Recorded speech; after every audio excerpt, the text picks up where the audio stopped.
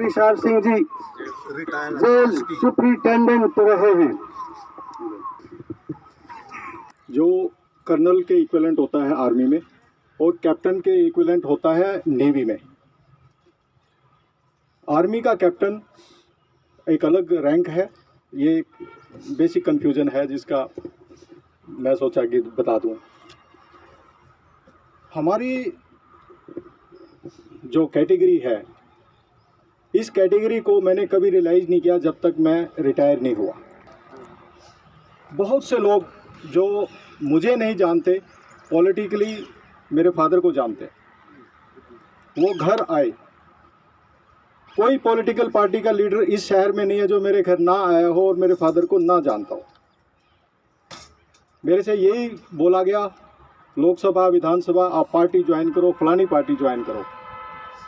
आप में से कुछ लोग बैठे हुए हैं और जो यहाँ नहीं हैं, अपनी ही कास्ट से हैं। मैंने एक बात बोली थी, पहले मुझे समाज से जुड़ने दो।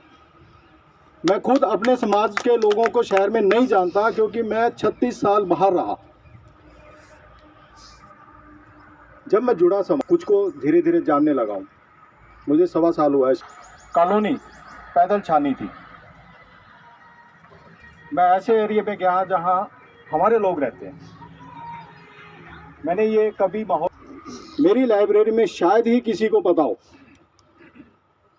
कि मैं चमार हूँ, लेकिन उस बच्चे का मुझे पता है। मैं होता है कि इसका पिताजी मजदूर है, मैं उसकी फ़ीस माफ़ कर देता हूँ। मैं अपनी तरफ से उसको कोशिश करता हूँ, ऐसी एनवायरनमेंट दे रहा हूँ कि वो शांति से पढ़े। हमारे में एक ही चीज़ की कमी है, वो है एजुकेशन। आप अपने बच्चों को आगे बढ़ाइए, सबको एक ही शिक्षा दीजिए। शिक्षा लो किताबों से।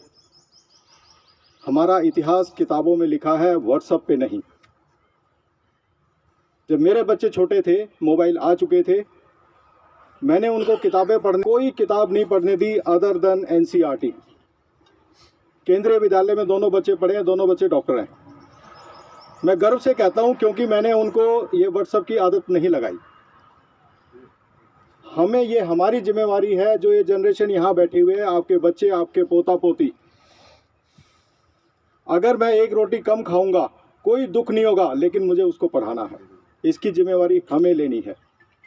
जब हम शिक्षित हो जाएंगे तब हमारे बच्चे गर्व के कहेंगे, हमारे पिताजी ने, हमारे दादा ने हमारे लिए समाज में ये किया है। कल मैं यहाँ पर ECHS है, आप नहीं जानते होंगे, आप उसको देसी भाषा में सैनिकों का अस्पताल कह सकते हो। ECHS, मैं उसका ऑफिसर IC हूँ, उसका इंचार्ज मैं ही हूँ। मैंने कल एक कैंप लगवाया था यहाँ पर, उसमें बहुत से लोग ऐसे आए जो शिक्षा से जुड़े हुए हैं। मुझे भी धीरे धीरे उनके बारे में पता चल रहा है। पेवा से एक ऑफिसर आए, वो कहने लगे मैं स्कूल चलाता हूँ।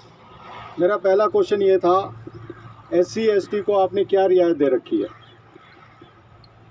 वो ऑफिसर जनरल है, लेकिन सुन के बहुत अच्छा लगा कि वो स्कूल में उनको जो बुक्स हैं और जो उनकी कुछ फीस, ट्यूशन फीस है, वो कम कर रहे हैं। पेवा में स्कूल चलाते हैं, पेवा के उस तरफ है 10 किलोमीटर पे। तो मेरा बेसिक आपसे ये है, मैं फ्लाइंग ब्रांच से रिटायर हुआ हूँ एयरफोर्स की। मैंने जहाज उड़ाए हैं, लेकिन बिना पढ़ाई के नहीं कर सकता था। आप प्लीज़ यहाँ जब बैठे हुए, आप किसी भी फोरम में हैं, आप एक दृढ़ निश्चय करके जाइए कि मुझे एजुकेशन ज़रूर देनी है।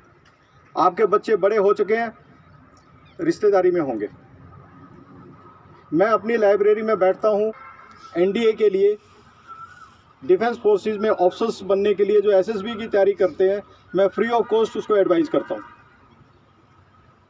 मैं कोई ट्रेनिंग के पैसे नहीं लेता, उसकी मैं तैयारी करवाता हूँ, उसको मैं सिलेबस देता हूँ और उसको असेस करता हूँ कि ये ऑफिसर कैसे बने। मेरी लाइब्रेरी में आप कभी भी किसी बच्चे को भेजिए, देखिए क्या हो रहा है। पिछले 1 साल में 66 बच्चे मेरी लाइब्रेरी से कैथल में सिलेक्ट हुए हैं, गवर्नमेंट जॉब में, हरियाणा में। तो यहाँ पर नहीं हुआ कैथल में। तो आप मेरे पास भेजो, कोई आपका बच्चा है मेरे पास भेजो।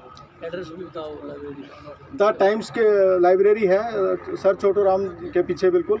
मूर्ति के बिल्कुल पीछे मेन रोड पे द टाइम्स लाइब्रेरी के नाम से है। मेरी फ़ोटो भी लगी हुई है बाहर, नाम लिखा हुआ है, सब कुछ है। Group captain Swaroop Singh retired लिखा हुआ है फ़ोटो के साथ।